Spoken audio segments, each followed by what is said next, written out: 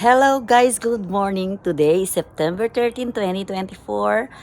Gusto ko lang i-flex sa inyo yung aking kamatis. Yung kamatis, meron na siyang hinog na bunga. So, kulay red na yung kanyang bunga. Marami pa siyang ibang bunga pero yung isa red na. So, I'm very proud to present to you my tomato. Anyway, ito na, tara na. Papakita ko na sa inyo.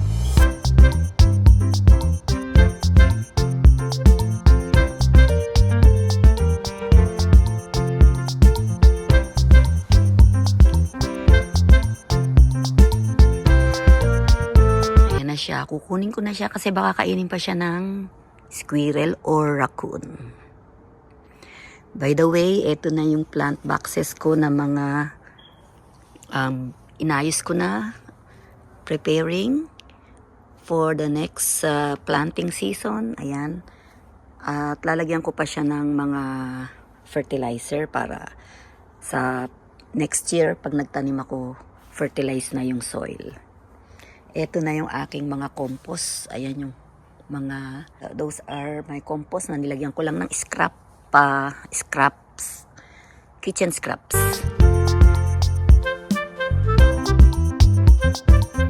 Ito naman guys, yung mga ranunculus bulbs, nadadry na siya. So itatago ko na siya pag malamig na dito sa labas. Sa winter, tatabi ko na siya. Pinabayaan ko lang siyang madry dyan. Look at my calamansi, ang dami na niyang bunga kasi gusto niya talaga yung maraming tubig. Araw-araw dinidiligan ko siya ng 1 galon na tubig. So, ayan, dami niyang bunga. Yahoo!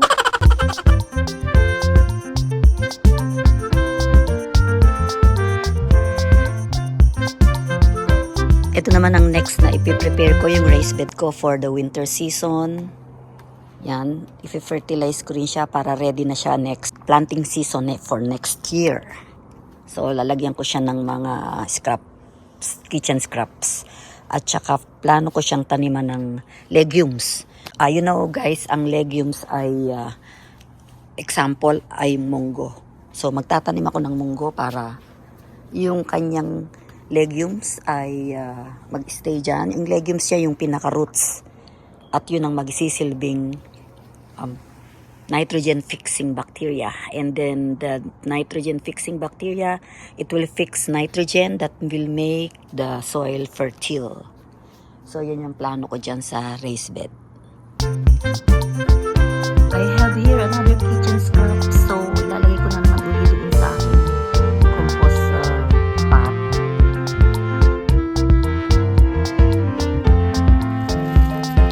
Here we go.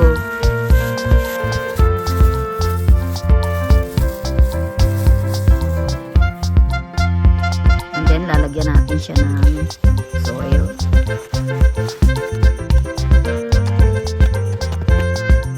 Tapos tutubigan natin siya.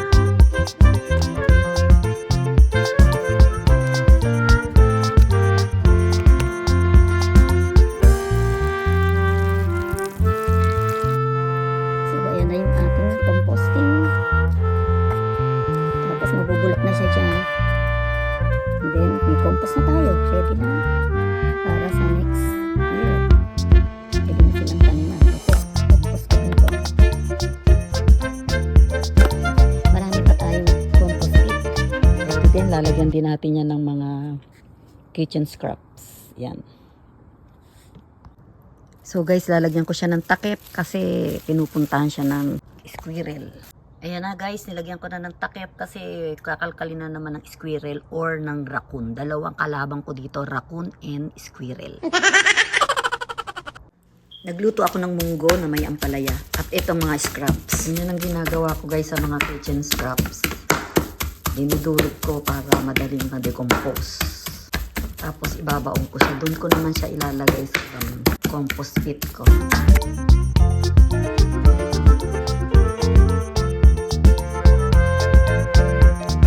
Guys, nagluto ako ng munggo, kaya ayan naman yung aking kitchen scraps. So, dito ko naman siya ibabaon.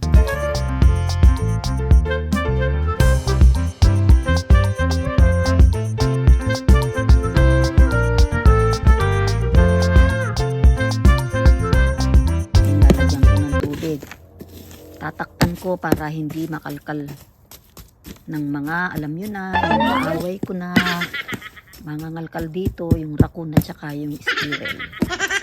So ayan, ready na yan, nagre-ready na talaga ako para sa next season of gardening.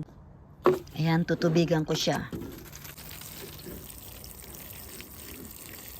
para siya madali mabulok. Every time na magluluto ako, yan, dyan ko sila nilalagay. Napuno na yung mga plastic container ko. Napuno na, kaya dito naman. Okay, see you later. So guys, ito ipapatong ko doon para hindi makalkal ng squirrel. Yan. Okay, again, see you later. Ito nga pala yung mga buto ng ampalaya. Nagluto ako ng bunggo with ampalaya. So, kinuha ko yung mga magugulang na buto at baka sakali pwede ko itong itanim next time. The next day. Hello guys, good morning. Today is September 14, Saturday. And I want to show you kung ano yung ginawa ng raccoon dito sa aking kamatis. Na-check ko siya kahapon ng late, medyo maggagabi na. And then nakita ko, bali ito, nabali, ito, bali, yan. So, sayang, may bunga pa naman siya. Ito yung bunga niya, ayan, At meron pa naman siyang bulaklak. Ayun. So, ang ginawa ko, tinuso ko dito, ayan. Ewan ko kung magkakaugat siya, I don't think so. At alam nyo ba, na kukunin ko na sana itong kamatis na ito. Ayan, dahil hinog na siya. Pagtingin ko sa ilalim, may kagat ng raccoon. Ayun, kinagat niya. So, iwan ko na lang siya dyan. Hindi ko na siya harvestin kasi hindi ko rin naman siya kakainin. Kasi nga, baka may laway na ng raccoon. So, ayan na lang siya dyan. Yan na lang yung kanyang kagat-kagatin dyan. Pero ang ginawa ko, nilagyan ko na ng yung paligid ng mga harang. Ayan, nilagyan ko ng harang para hindi na siya makapunta. Nilagyan ko nito, ito, ayan. Hinarangan ko na para hindi siya makapunta. At kasi siguro kaya siya nagpupunta dito, umiinom siya ng tubig. Dahil dito kasi nilagyan ko to, ayun, nilagyan ko dito, naglalagay ako dito ng tubig na nakaabang para kailangan pagsisip-sipin na siya nung kamatis plant. Pero ngayon, hindi na ako maglalagay ng maraming tubig kasi dun siya umiinom. Ayun. Yun yung aking update ngayong Sabado, September 14, 2024. Okay, dalawin natin to. Ito naman, nililipad ng hangin. Nilagyan ko siya ng takip dahil kinakalkal din ng dalawa ang aking kalaban dito, raccoon at saka yung squirrel. Okay, ito na yung aking mga onion plants. Mga halamang sibuyas. Ito, ba't kaya nabali ito? Baka meron bang pumunta dyan. So, ayan lang siya dyan.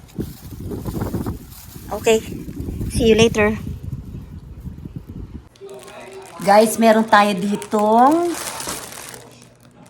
yam leaves or kamote, talbos ng kamote. So, itong tatry ko itong ibabad sa tubig. Baka sakaling magkaroon ng ugat at itatanim ko siya. Alam niyo naman ako, lahat ng makita ko, gusto ko itanim. Mahilig kasi ako magtanim dahil ganyan talaga ang isang plantita. Okay, so, alihin muna natin siya. Tatanggalin natin siya sa... Ang ingay naman itong mga kasama ko dito. Gugupitin ko na lang kasi iitim yung aking kuko. Pagka kasi talbos ng kamote, meron siyang dagta. So, para hindi umitim yung kuko ko, gugupitin ko yung mga... Puputulin ko siya sa pamamagitan ng gunting.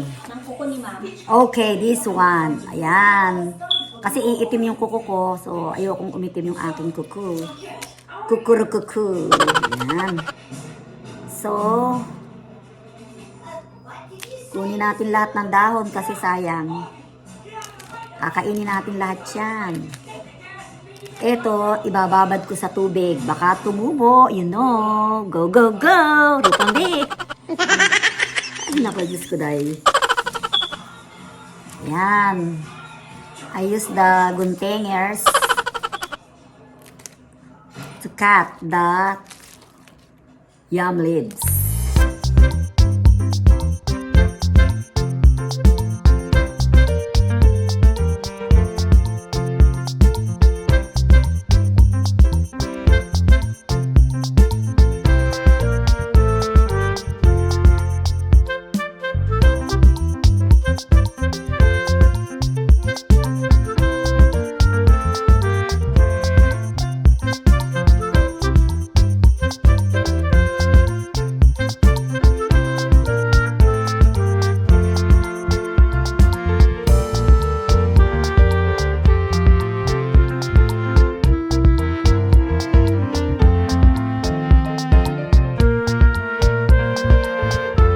Magpapa-flu shot daw kami, 1 o'clock ang schedule. Alam niyo ba guys na ang yam leaves or sweet potato leaves are good source of vitamin C? It is to strengthen the immune system while reducing inflammation. Ang vitamin A naman to maintain highly organ functioning.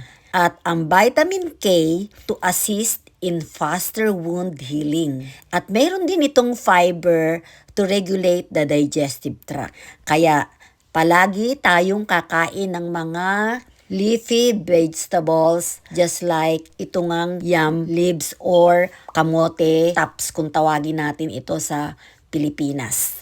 Hindi lang yan ang masustansya at marami pang iba.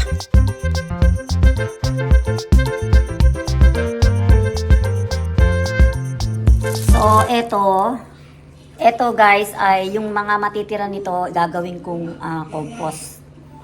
Lalagay ko sa aking compost bin. And then, yung iba namang magulang dito itatry kong patubuin. Dahil ako, lahat ng makita ko gusto ko itanim.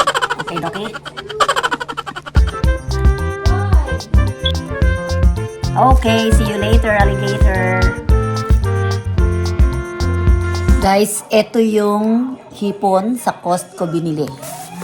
So, kukuha tayo dito ng mga 12 pieces lang. So guys, ito 10 pieces lang yung kinuha ko. Tiga-tigat ng piraso kami, pero kay Johnny 4 na piraso yung kanya. Ayan na guys, nagpakulo na ako ng kamatis at saka sibuyas. Ayan, lalagyan ko na yan ng mga ibang panimpla.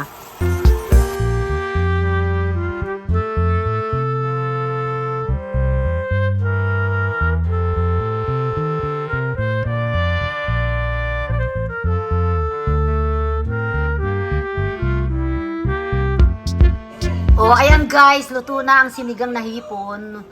Wow, wow, wow! Sarap! Let's eat! Come on, let's eat!